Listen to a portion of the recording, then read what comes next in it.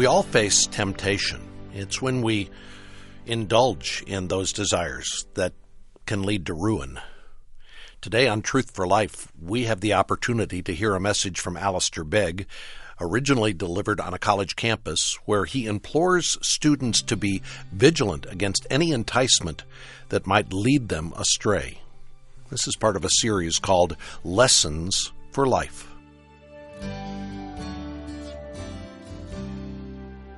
A couple of years ago, I was playing golf in Scotland with one of my friends, and in the course of a round of golf, we were speaking about just about everything. A young man, very successful in business. I've known him since he was a 16-year-old youth. I married him to his wife. I watched him develop and grow, and not only in terms of his physical stature, but also in terms of his business acumen. By the time we were playing golf together, he had risen to the absolute top of his profession within the context of the United Kingdom. Highly successful and probably 10 years my junior.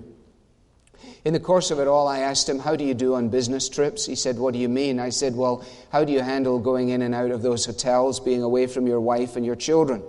Oh, he said, "It's okay."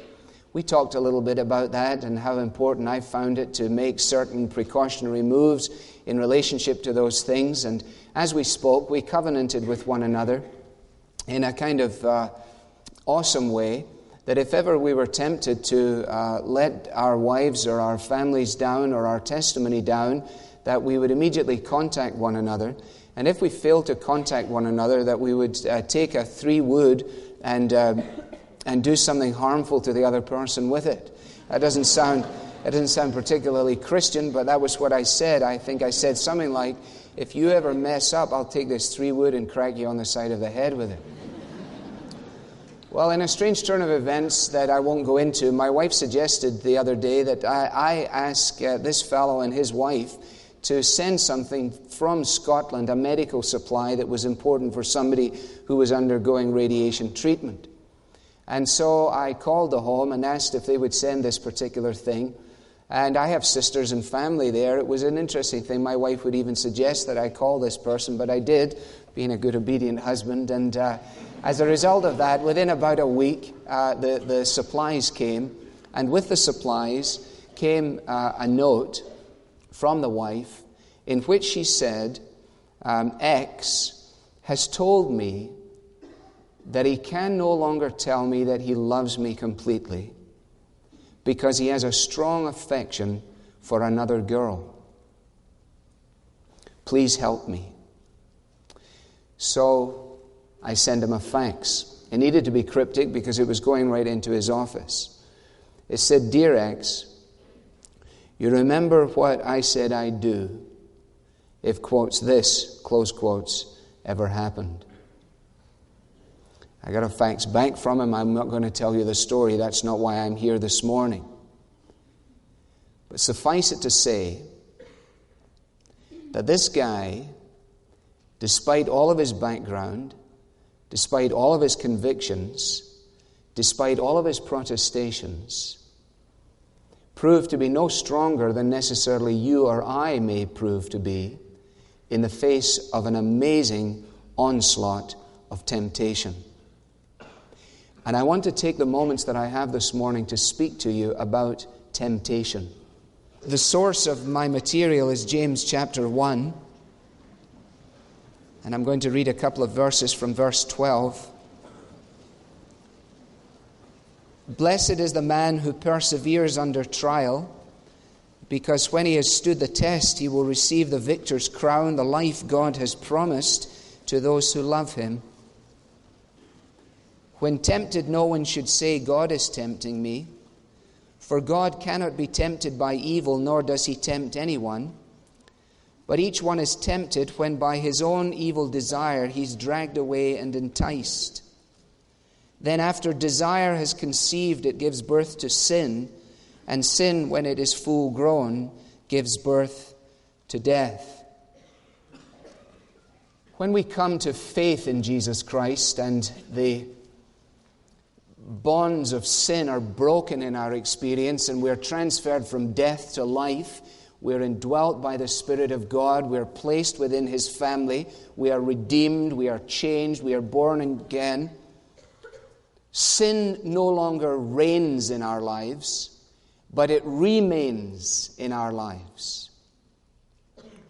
And consequently, in the words of the Westminster Shorter Catechism, the Christian, from the point of conversion through to the point of seeing Christ and being made like Him, is involved in a continual and irreconcilable war.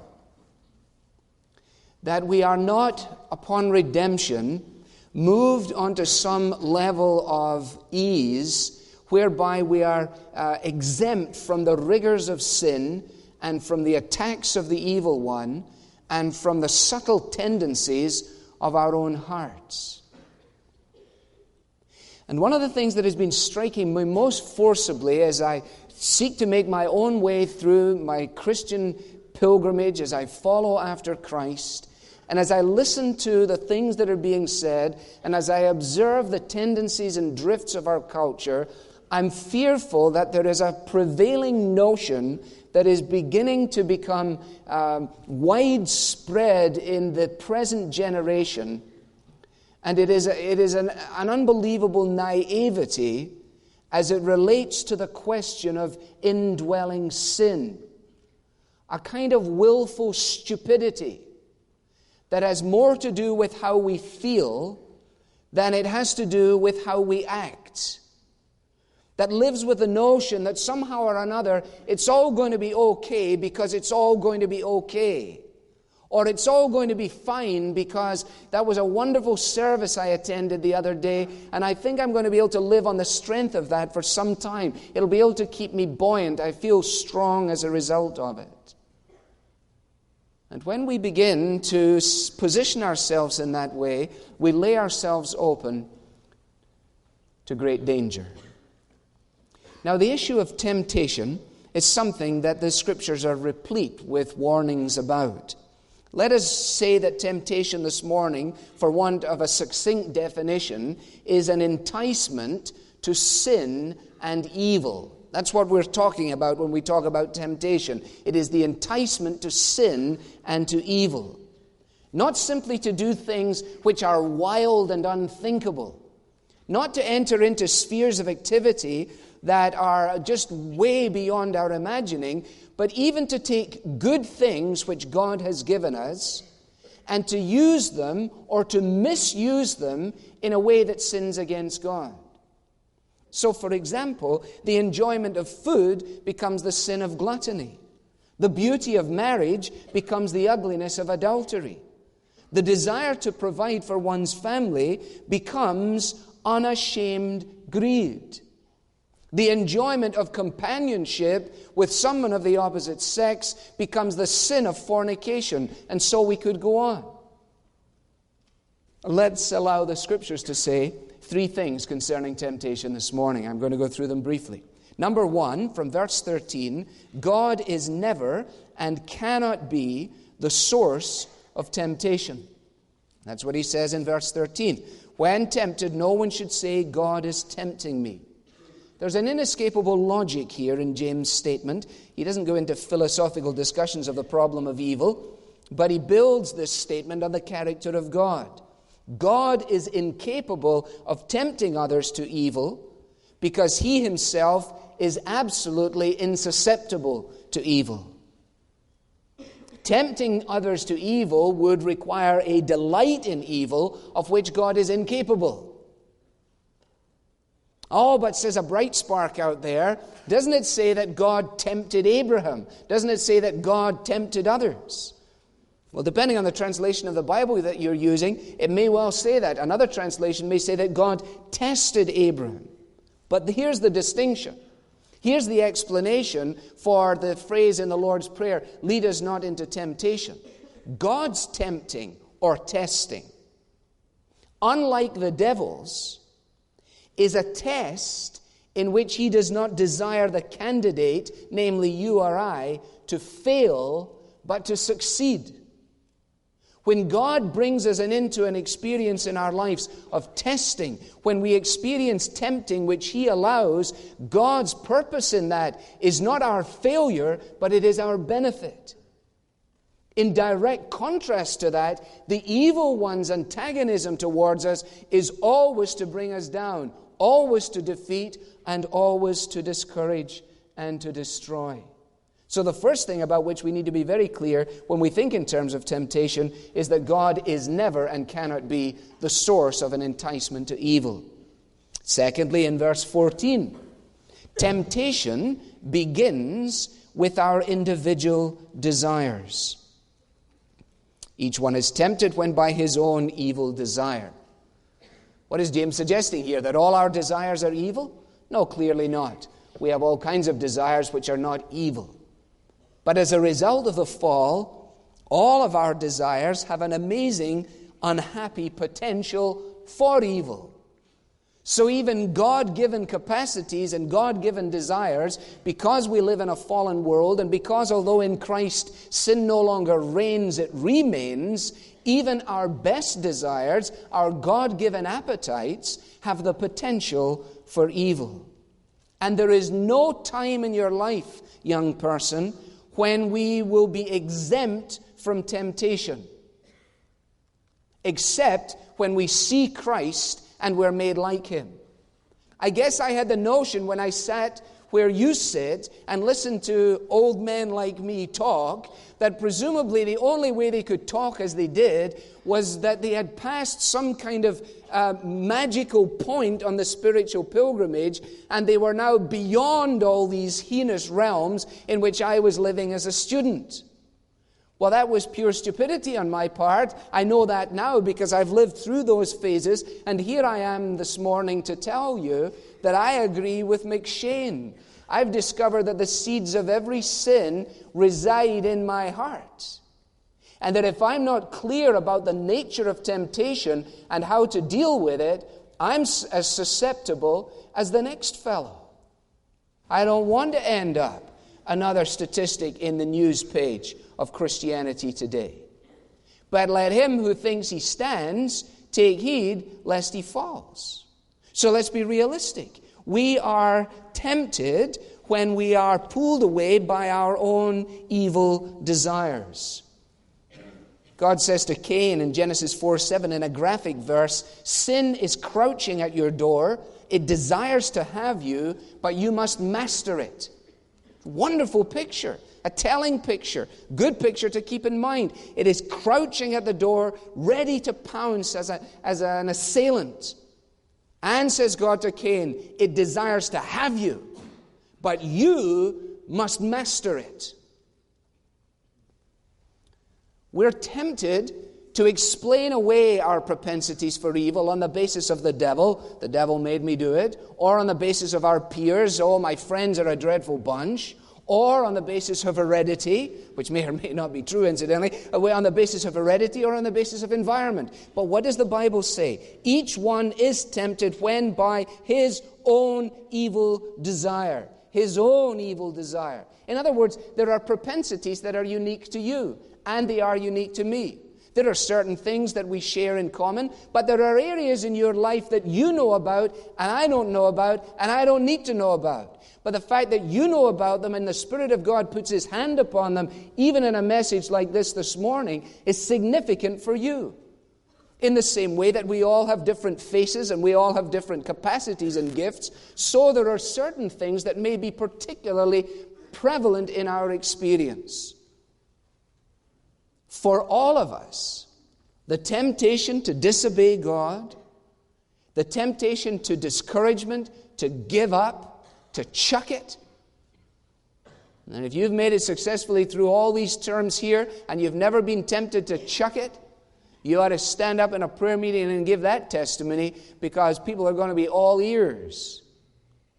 The temptation to chuck it, the temptation to indulge our evil desires, all of these things emerge from inside of us. Jesus made that perfectly clear.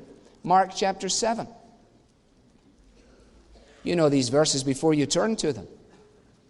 After he had left the crowd, verse 17, and entered the house, his disciples asked him about this parable. Are you so dull, he asked? Don't you see that nothing that enters a man from the outside can make him unclean? For it doesn't go into his heart, but into his stomach, and then out of his body. He went on, what comes out of a man is what makes him unclean. For from within, out of men's hearts come evil thoughts, sexual immorality, theft, murder, adultery, greed, malice, deceit, lewdness, envy, slander, arrogance, and folly. All these evils come from inside and make a man unclean. Every sin is an inside job. You understand that? The devil comes and entices you to evil, but every time you and I sin, it's because we made the decision to sin on the inside. We open the door. We face the crossroads. We decide. And every temptation that comes to us comes when by our own evil desire we are dragged away and enticed by it. When we are tempted, never say, God tempt us, because He can't tempt to evil. Secondly, recognize that temptation comes about when we are enticed, verse 14, by our own evil desire. And thirdly, realize this, that temptation succumb to leads eventually to death. In verse 12 of James 1, James has given a process that leads to life, and now in verse 15 he gives a process that leads to death. Inner craving demands action, which either has to be acted on or resisted. We understand that in the physical realm, don't we? You open the refrigerator door. You've got an inner craving. You're not sure what it's for, except it is for food. You pull the door open. They've made it so that it immediately lights up and looks very attractive. Half of you says, I really shouldn't eat any of this junk. Now then someone says, it's not junk. There's a lot of good things in here you can kill yourself with. And so the battle goes on.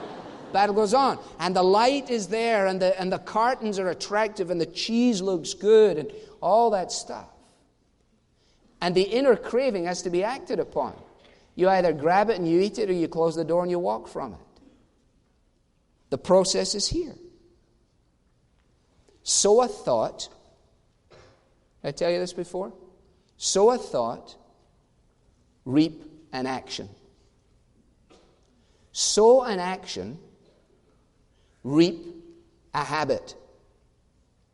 Sow a habit, reap a character. Sow a character, reap a destiny. Let me give you 3 practical words concerning how to deal with temptation. Let me give you 3 words. How should I deal with temptation? Number 1, immediately. Immediately. The time to deal with temptations is in their beginnings. Desires and passions grow as rivers do. They are like rust, which left to itself eats away unceasingly. You have to appoint the moral sentries for your life. The great contrast between 2 Samuel 11 is found in Genesis 39 in the story of Joseph and the wife of Potiphar, remember? And Joseph was determined to deal with every encroaching advancement of sin. And he dealt with it not in relationship to how the situation would make him feel, nor did he deal with it in relationship to who would know or who wouldn't know, but he dealt with it in relationship to what sin would do to God. How can I do this dreadful thing, he says to Potiphar's wife, and sin against God? Are you dealing with stuff immediately when it rears its ugly head? Or are you playing with it? Like the fish playing with a bait?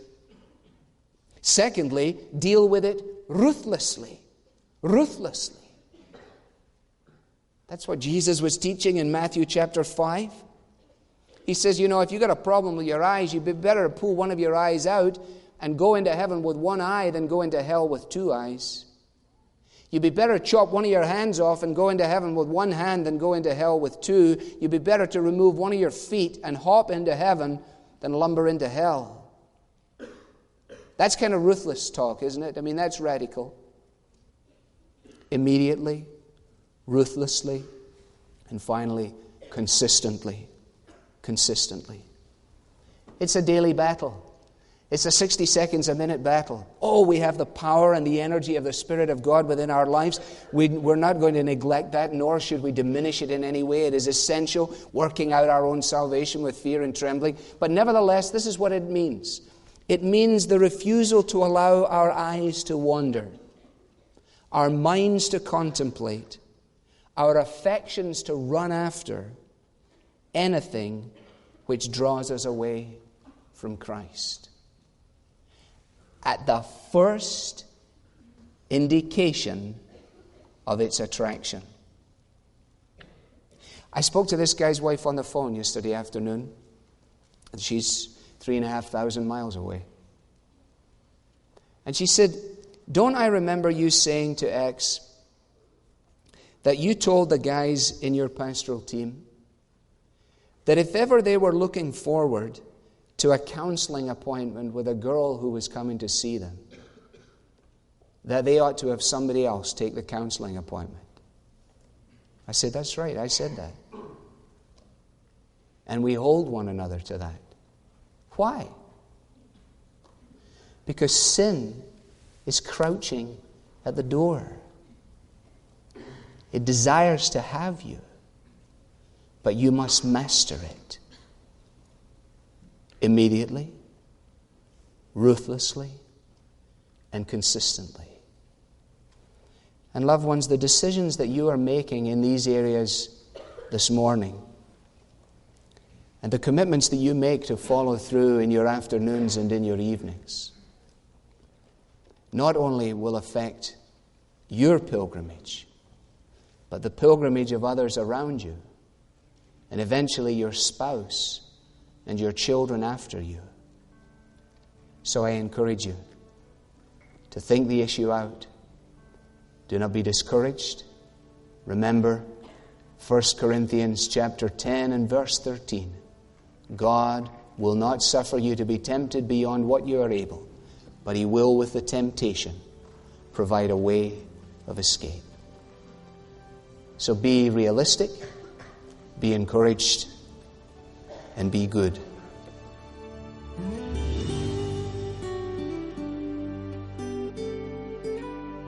Biblical wisdom for responding to temptation. You're listening to Alistair, Begg, and Truth for Life. Although today's message was delivered to college students, the subject is absolutely crucial for all of us as believers, no matter our age. Seems like we're constantly hearing of tragic news of leaders, even within the church, who have fallen prey to temptation and have damaged their witness. So each one of us needs to stay humble and vigilant, and we need to support our pastors to help them avoid the discouragement that can lead to compromise. That's the subject of an excellent book we're recommending today. It's called The Book Your Pastor Wishes You Would Read, but is too embarrassed to ask. All pastors have dark days. Watching over people that God has put in their care requires much prayer and study and biblical guidance. In this book, the author, Christopher Ash, explains what you can do to help lighten your pastor's load. He offers direction, insight, and practical steps to help you care for your pastor. We're offering this book during Pastor Appreciation Month so you can know how to encourage your pastor. Request The Book Your Pastor Wishes You Would Read, but is too embarrassed to ask when you donate today to support this ministry. Your gift helps keep these programs available free of charge so that more local churches can be strengthened as both pastors and their people grow together through the teaching of God's Word. Give online at truthforlife.org/donate or call 888-588-7884. I'm Bob Lapine, hoping you'll join us Tuesday for another cautionary message titled A Call to the Potential Drifter. The Bible teaching of Alistair Begg is furnished by Truth for Life, where the learning is for living.